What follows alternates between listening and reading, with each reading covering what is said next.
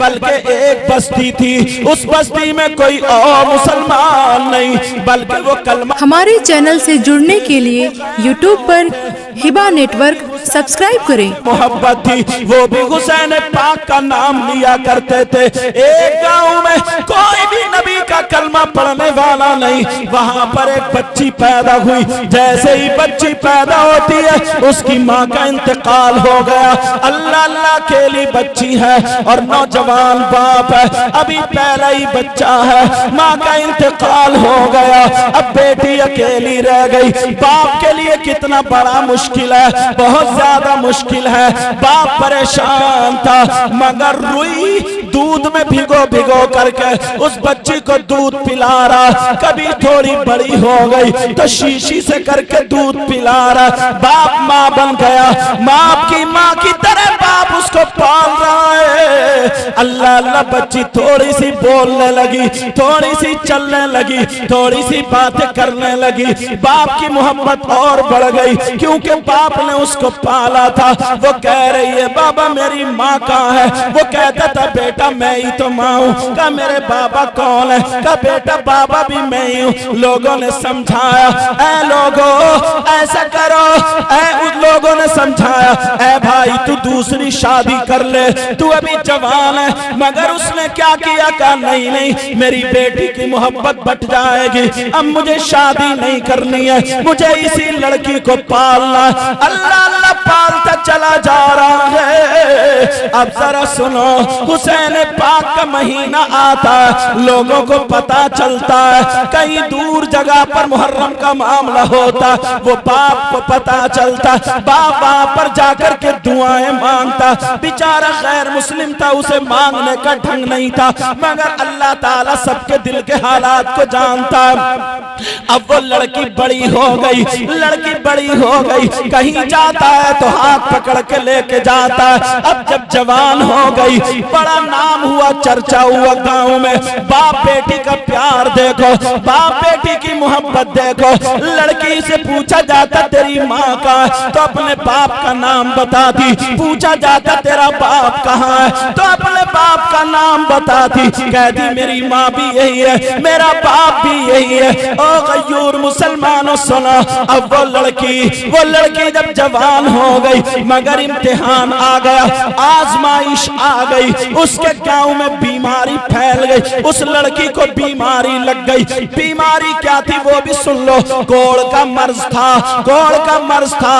उसके नाखून cut cut के गिरने लगे, उसके जिस्म पे दाग पड़ने लगे, उसमें उसकी आंखें भी चली गई। लड़की आंखों से अंधी हो गई। बाप बेचारा पछाड़े खा रहा था, जिसने इतनी छोटी से पाला हो। बाप दवा पर दवा करा रहा था, इलाज पर इलाज करा रहा था। जमीन बेच दी, जमीन बेचता जा रहा, बेटी पे लगाता जा रहा। उसने कहा मेरी सब कुछ बेटी है, मेरी दौलत मेरी बेटी है, मेरी जिंदगी मेरी बेटी है। ओ लोगों सुनो, अब वो गैर मुस्लिम था, बेचारा लगाता चला जा रहा, मगर हकीमों ने जवाब दे दिया, डॉक्टरों ने जवाब दे दिया। ये जवाब दिया तेरी लड़की ठीक नहीं होगी, तेरी लड़की नहीं बचेगी। गांव वालों ने पूछा, चंदा करके उसका इलाज कराया। पूछा हकीम से क्या बात है? क्या इस लड़की को जहर दे दो, या फिर या जहर दे करके मार दो, या गला घोट के मार दो और इस लड़की को जला दो। अगर ये लड़की जिंदा रही तो 5-6 दिन में इसकी बीमारी पूरे गांव में फैल जाएगी, इसकी बीमारी गांव वालों को लग जाएगी, फिर उनको भी कोई नहीं बचा पाएगा। कोरोना के वक्त पे तुमने देखा, बेटा बाप को हाथ नहीं लगा रहा था, बाप बेटे को नहीं देख रहा था, बीबी शौहर को नहीं देख रही थी। इतनी इतनी बड़ी लकड़ी बांध करके कफगीर में चम्मच में सब्जी निकाली जा रही थी। ऐसा आलम आया, गांव वालों ने पंचायत की और पंचायत करने के बाद उसके पास गए, कहा भाई सुन, तूने बहुत इलाज करा लिया लेकिन लड़की नहीं बचेगी। हकीम ने बताया इसको जहर दे दे या फिर इसका गला घोट के मार दे। उसकी चीख निकल गई। कहने लगा ये बताओ, जिसने रुई के पोयों से अपनी बेटी को दूध पिलाया हो, जिसने चम्मच से लकड़ी के दूध पिलाया हो, जिसने कपड़ा दूध में भिगो भिगो करके अपनी बेटी का पेट भराया, वो कैसे जहर दे सकता है? वो हर की जहर नहीं दे सकता। अल्लाह अल्लाह गांव वालों ने कहा तो फिर मार दे। का मार भी नहीं सकता।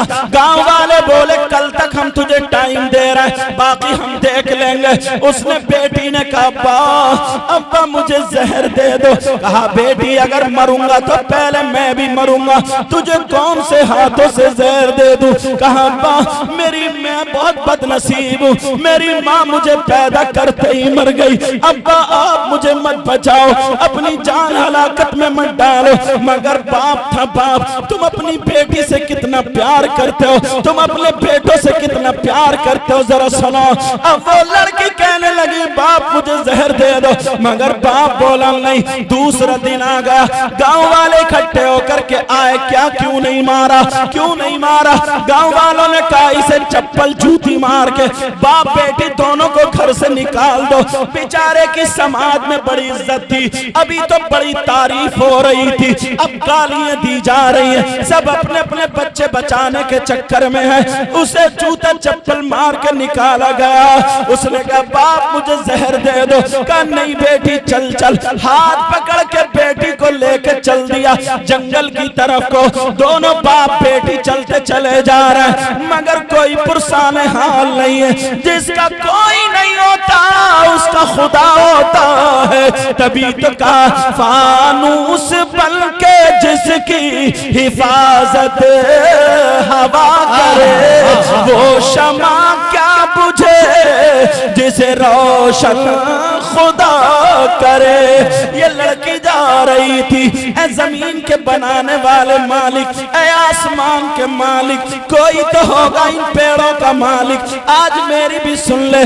दोनों बाप बेटी जंगल में को चले गए। हुसैन पाक से मोहब्बत करने वालों, तुमने अपने घर बार को छोड़ा, जंगल में आ गए। 1000-2000 चंदा करके नबी के बच्चों के नाम पर ये महफिल सजा रहे। जरा अब सुनो, वो लड़की और बाप दोनों जंगल में चले गए। चलते रहे शाम हो गई। एक पेड़ के नीचे जाकर के बैठ गए। कहने लगा बेटी अब यहाँ मेरे पास आ जाओ, वरना जानवर खा जाएंगे। दोनों बाप बेटी पेड़ के नीचे, बेटी को सुला लिया, मगर बाप पहरा दे रहा। बाप को नींद नहीं आई, सांप कीड़े से बचाने। पहले जंगलों में जंगली जानवर बहुत होते थे, अब बाप परेशान। बाप ने फैसला कर लिया सुबह को मैं जाऊंगा, जहर लेकर के आऊंगा, पहले खुद खाऊंगा, बाद में लड़की को खिलाऊंगा। जब सुबह हो गई, सुबह होते ही अब वो बाप कहने लगा बेटी मैं जा रहा हूँ। कहा अब्बा कहाँ जा रहे हो? कहा बेटी मैं बस्ती जा रहा हूँ। कहा अब्बा जान क्यों जा रहे हो? कहा बेटी कुछ खाने पीने का लाऊंगा। कहा अब्बा मुझे छोड़ के मत जाओ, मुझे जंगली जानवर खा जाएंगे। अब्बा मुझे दिखाई भी नहीं देता, और मेरे बाप मेरी माँ मुझे छोड़ के चली गई। बाप के आंसू निकल आए, मगर बाप ने फैसला कर लिया था कि आज तो मुझे जहर ला करके खुद भी खा लेना, बेटी को मार देना। कहा बेटी तू जाना मत, इसी पेड़ के नीचे बैठी रहना। कहा ठीक है अब्बा जान, ठीक है चले जाओ। बाप चला गया, बेटी अपने अब्बा को याद कर रही पेड़ के नीचे। मगर जिसका कोई नहीं होता उसका परवरदिगार होता है। बाप ढूंढता रहा, जहर शाम को मिल गया, मगर बाप ने सोचा कैसे हाथों से दूंगा। बाप वहीं बस्ती में रुक गया। अगर आज मेरे पीछे कोई जानवर खा लेगा, मार देगा, तो फिर मैं जहर खा के मर जाऊंगा, जीऊंगा मैं भी नहीं। अल्लाह अल्लाह रात भर लड़की लेटी रही, अपने अब्बा को याद करती रही। जरा सा पत्ता हिले, आवाज देती कि अब्बा तुम आ गए, अब्बा तुम आ गए। आंखों से दिखता नहीं था, अब्बा तुम आ गए, अब्बा तुम आ गए, मगर अब्बा नहीं आया।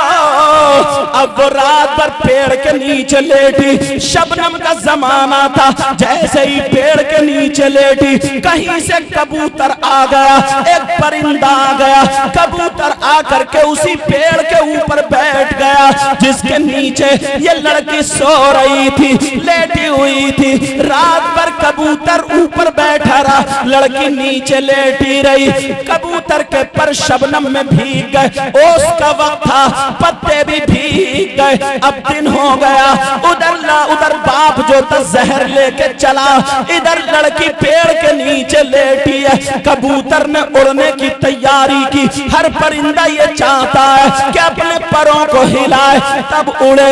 कबूतर की खास कर आदत होती है, पहले परों को फड़फड़ाता फिर उड़ता है। जैसे ही उसके भीगे परों से एक कतरा लड़की की आंख में गिरा, लड़की की आंख ठीक हो गई। दूसरा कतरा आंख में गिरा, दूसरी आंख भी ठीक हो गई। लड़की ने देखा ये कबूतर का कमाल है, ये इस परिंदे का कमाल है। ओ लोगो, तुम तो मुसलमान हो, तुम तो नबी के गुलाम हो। आज तुमने नबी के बच्चों के नाम पर आज तुमने अपने घर बार को छोड़ा तो जरूर कुछ ना कुछ लेकर के जाओगे। अब सुनो, वो लड़की ने अपने हाथों को फैला दिया, कबूतर परों से हवा दे रहा, लड़की अपने जिस्म पे मलती जा रही है, ठीक होती जा रही है। लड़की की आंखें ठीक हो गई, उसके दाग धब्बे भी ठीक हो गए, लड़की का सारा मरज ठीक हो गया। अब कबूतर बैठा था, अब कबूतर से लड़की कहने लगी, ओ कबूतर,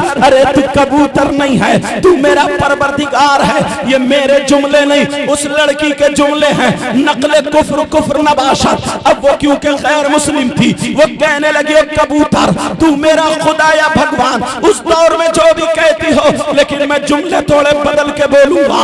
वो कबूतर से कहने लगी, ओ कबूतर, तू मेरा गॉड है, तू मेरा खुदा है, तू मेरा परवरदिगार है, तू मेरा अल्लाह है। अब जब इतना कहा, अब ये परों की हवा दे रहा, लड़की ठीक हो रही है। इतने में लड़की का बाप आ गया, उसने सोचा पहले मैं लड़की को नहीं, पहले खुद जहर खाऊंगा, बाद में लड़की को जहर दूंगा।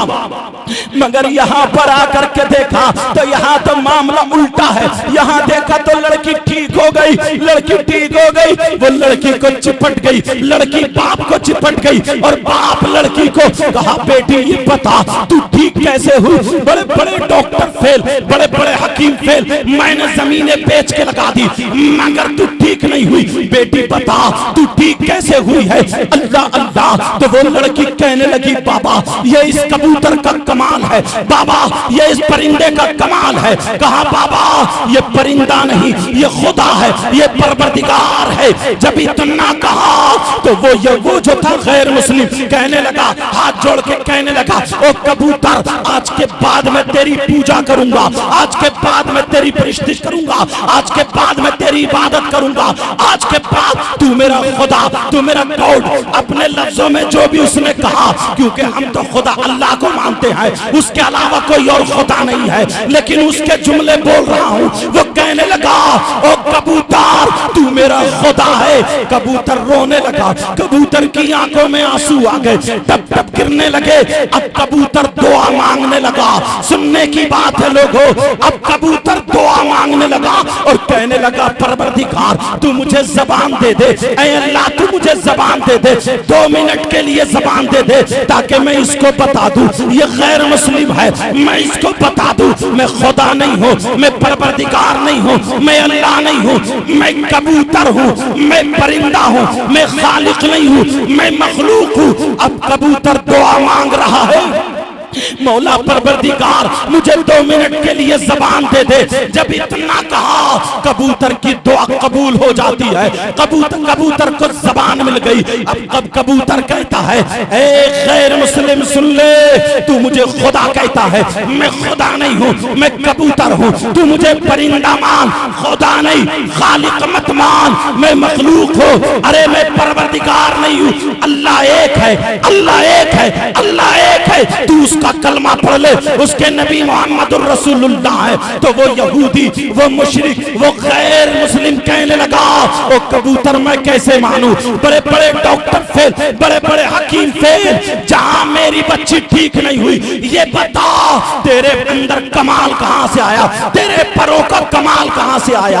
हुसैन पाक से मोहब्बत करने वालों सुनो, उस कबूतर ने क्या जवाब दिया।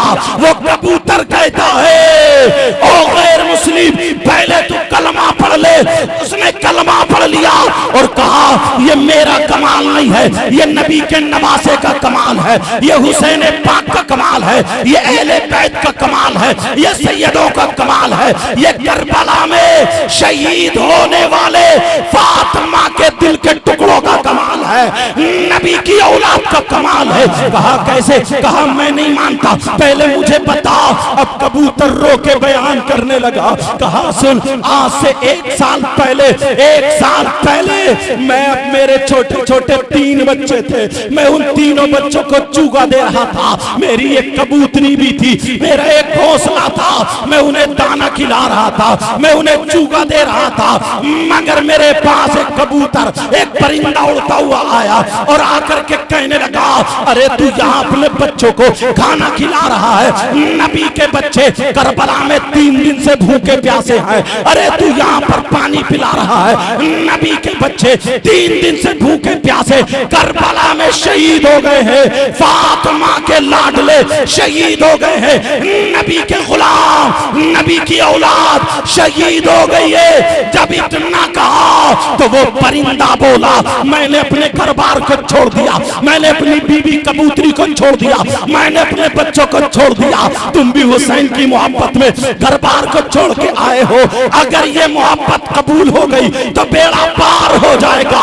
लोगों सुनो, वो परिंदा कहने लगा मैंने अपनी कबूतरी को छोड़ दिया, मैंने बच्चों को छोड़ दिया, हुसैन पाक की मोहब्बत में उड़ता हुआ सीधे करबला चला गया। लेकिन जब करबला पहुंचा, करबला जाकर के देखा तो वहां पर करबला की जमीन लाल हुई पड़ी थी, हुसैन के खून से, शहीदों के खून से रंगी हुई थी।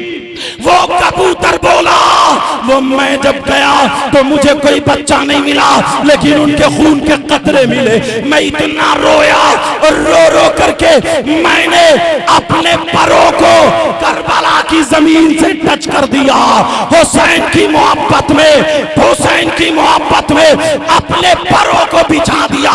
वो कबूतर बोला मेरे अंदर ये कमाल आया है, अब अगर कोई अंधा मेरे परों की हवा खा लेता है तो वो अंधा ठीक हो जाता है, अगर कोई कोड़ी मेरे परों की हवा खा लेता है तो वो कोड़ी ठीक हो जाता है, जिसका दुनिया में इलाज नहीं, हुसैन पाक की मोहब्बत से इसके परों में वो इलाज आ गया। दुनिया का बीमार मेरे परों की हवा से ठीक हो जाता।